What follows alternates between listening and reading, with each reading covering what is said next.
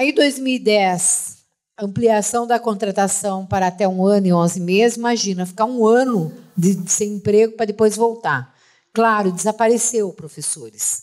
Os professores desapareceram, aliás, não tinha. E aqueles que não passavam em prova podiam dar aulas.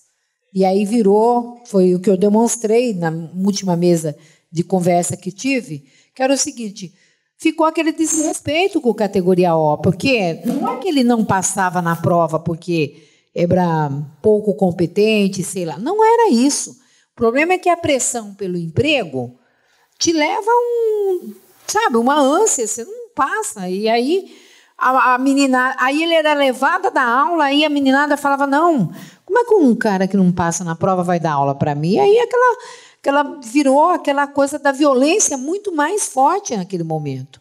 É possível você detectar, nesse período aí, o crescimento da violência nas escolas, de aluno contra professor e desrespeito e apagador voando para lá e para cá, porque foi uma metodologia que tirou a autoridade do professor, que rebaixou o professor como a mais importante categoria, a partir da contratação. Né? Então, isso é algo, quer dizer, não nos valorizam, mas buscam uma forma de nos desvalorizar via essa triste forma de contratação.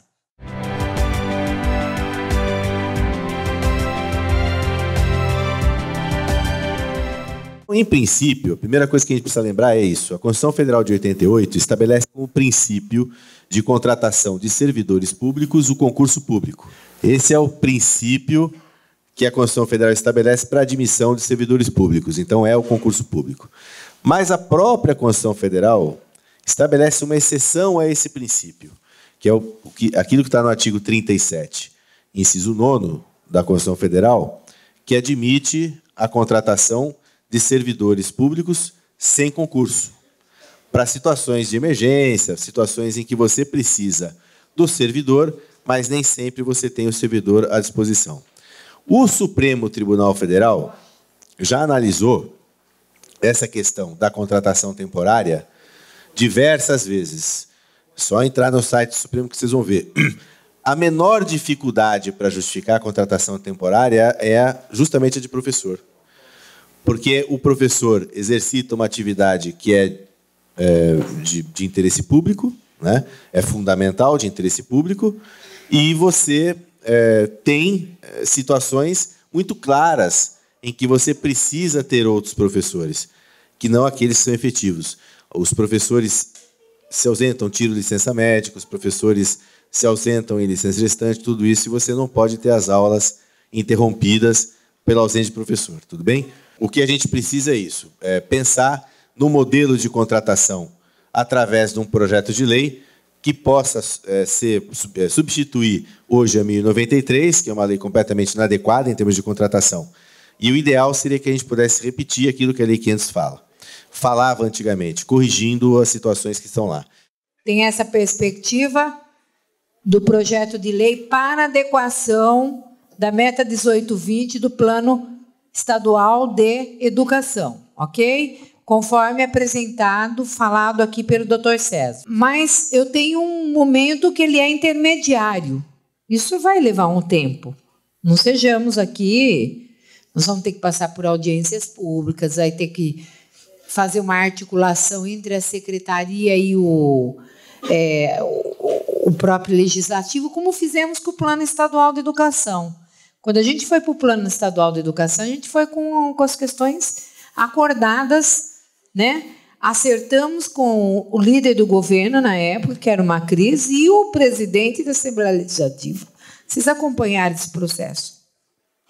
E, ao mesmo tempo, a gente conseguiu, por isso, inscrever isso aqui.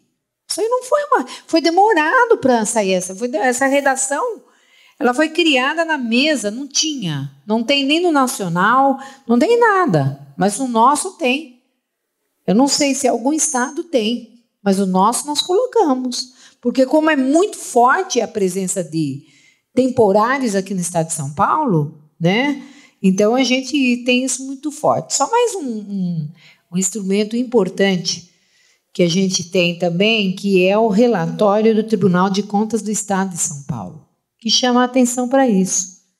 A existência altíssima, né, de professores contratados temporariamente. O próprio Tribunal de Contas do Estado. E o próprio Tribunal de Contas do Estado cita, se não, o parecer do Conselho Nacional de Educação, aquele que eu fui relatora, e que diz que a trava seria até no máximo 10%. Né? A partir dali, então, tinha que chamar o tempo todo concurso público, né? Para poder garantir uma forma de contratação. E a gente já dizia que essa forma de contratação precária é que tem um impacto direto na qualidade do ensino, porque não dá continuidade. Tem todo um debate pedagógico que nós podemos fazer isso. Porque não dá continuidade o quê? É o projeto político-pedagógico. Você começa numa escola, depois corta, vem duzentena, aí vem outro com duzentena. Como é que esses meninos vão aprender? Como é que vão aprender?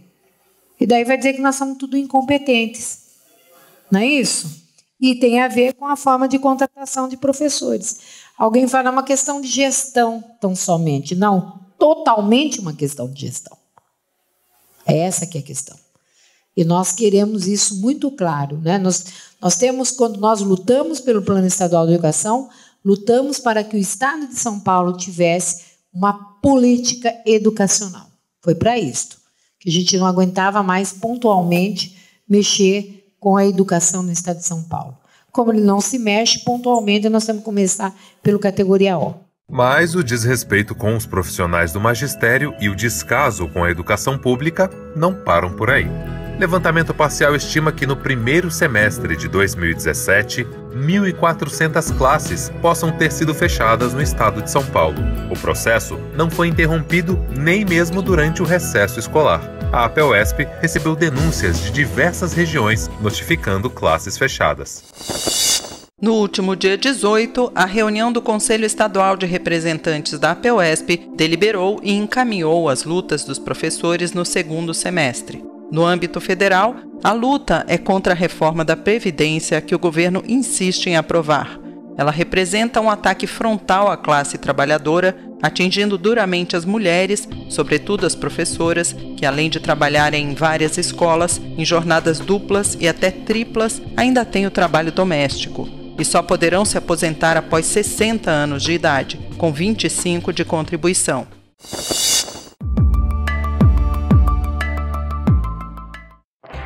O segundo semestre já tem um calendário de mobilizações aprovado. Na pauta, além da defesa do categoria O, os professores paulistas reivindicam reajuste emergencial de 24% para repor as perdas dos últimos 3 anos. Mais ainda, que o governo cumpra a decisão judicial de estender a todos os professores e professoras, inclusive aposentados, reajuste de 10% para equiparar o salário base de um PEB-1 ao piso salarial profissional nacional.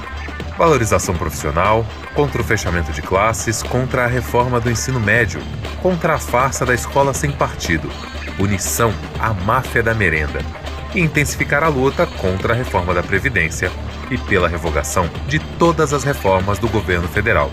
E no dia 15 de setembro, Assembleia Estadual dos Professores, na Praça da República.